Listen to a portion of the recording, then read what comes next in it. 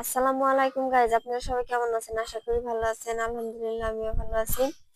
আজকে রান্না করব হচ্ছে পাঙ্গাস মাছ ভুনা করব, দেখতে থাকুন। এই মাছ ভুনার ভিতরে পেঁয়াজ দেব, সেজন্য পেঁয়াজ ছিলে নিচে, এখন কেটে নেব।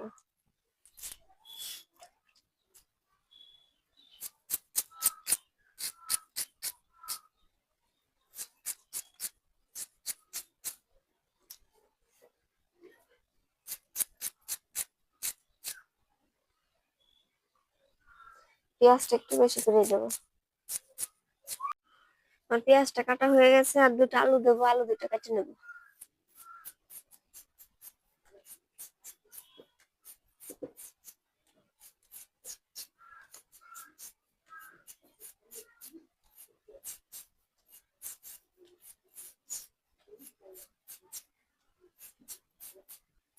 সব তরকারিতে আমাদের আলু দেওয়া লাগে, আলু না দিলে আমার মাথা নষ্ট হয়ে যায়।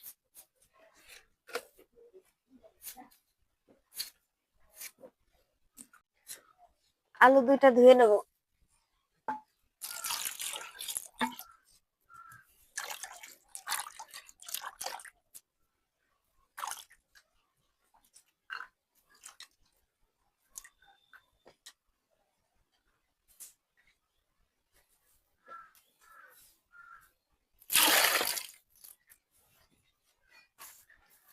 পাঙাশ মাছ কেটে ফ্রিজে রাখছিলাম, এই পাঙাশ মাছ ধুয়ে রাখছিলাম আগে থেকে, এখন আবার ধুয়ে নেবো এই লেবু দিয়ে, গন্ধ চলে যাবে।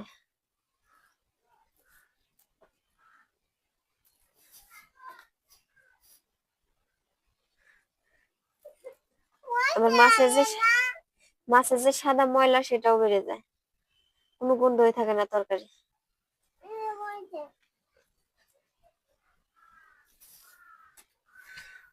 হুম,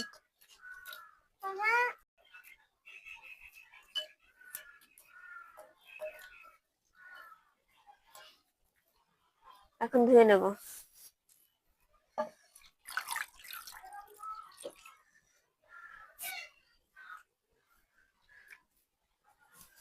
সাদা ময়লা বাড়ায় গেছে। এরকম করে ধুলে, লেবুতে ধুলে কোনো গন্ধ থাকে না, ভাত খাওয়া যায় 1 থেকে 2 প্লেট। বাচ্চারাও পছন্দ করে।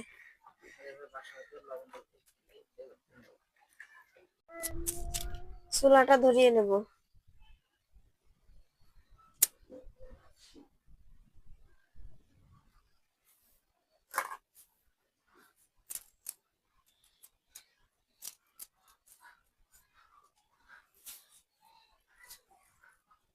মাছটা ভেজে নেব, ভেজে নেওয়ার জন্য তেলটা দিয়ে দেবো।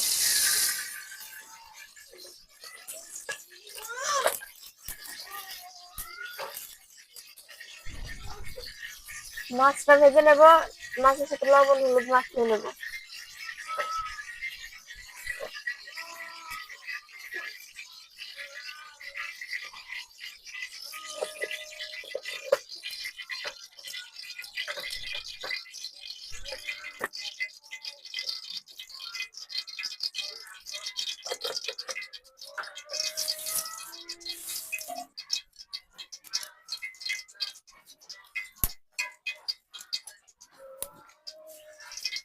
তেলটা গরম হয়ে গেছে, এখন তেলটা দিয়ে দেবো, মাছটা দিয়ে দেবো।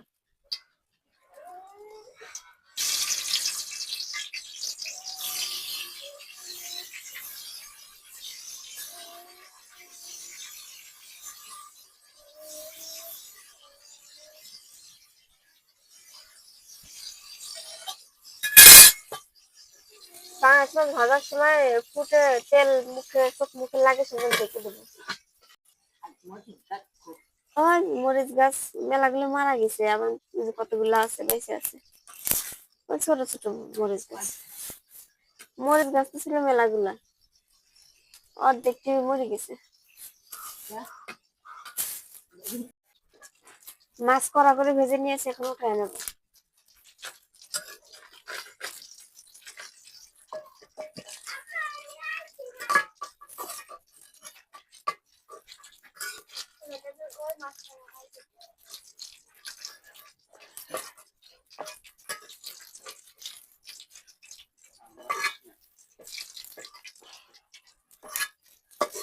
মাছ আমাদের মেয়েরা খাইতে চায় না, সেজন্য মাছ অল্প করে রান্না করি।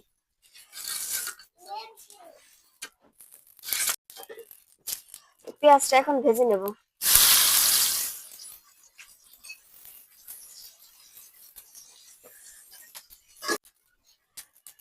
পেঁয়াজটা ভাজা হয়ে গেছে, এখন মশলাটা দিয়ে দেবো। পেঁয়াজ বাটা, আদা বাটা, রসুন বাটা,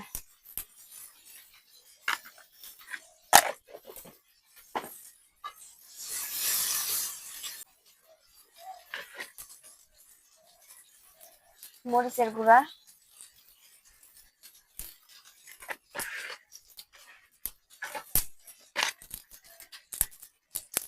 ধনিয়ার গুঁড়া,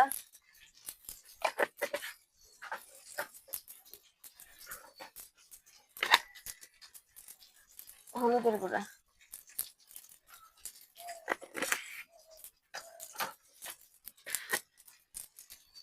লবণ।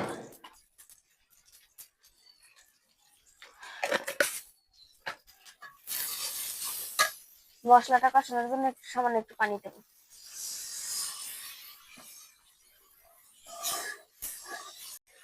আর মশলাটা ভুনানো হয়ে গেছে, এখন আলুটা দিয়ে দেবো।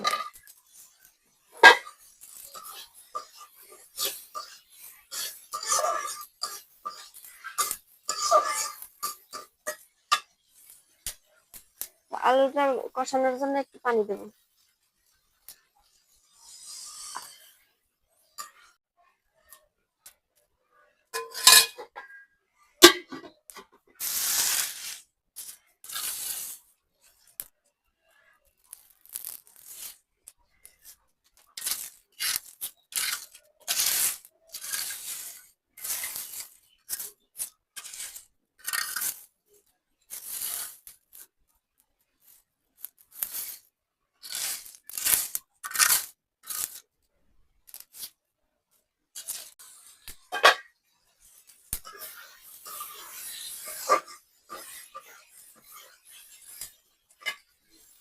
আলুটা কষানো হয়ে গেছে, এখন পরিমাণ মতো পানি দিয়ে দেবো।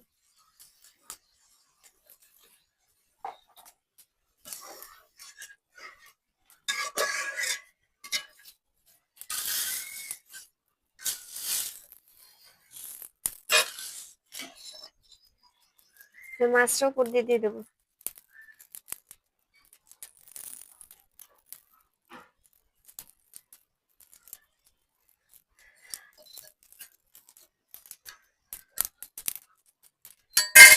ঢেকে দেবো।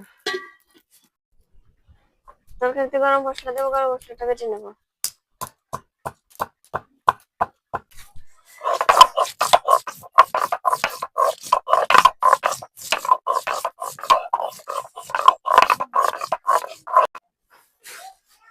গরম মশলাটা দিয়ে দেবো।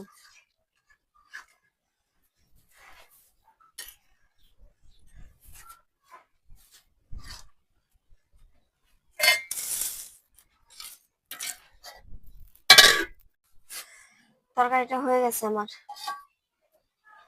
এখন নামিয়ে নেব।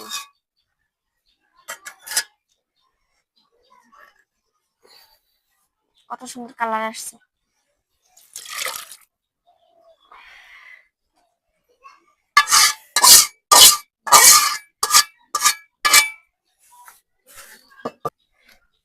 জিরের গুঁড়াটা উপর দিয়ে দিয়ে দেবো।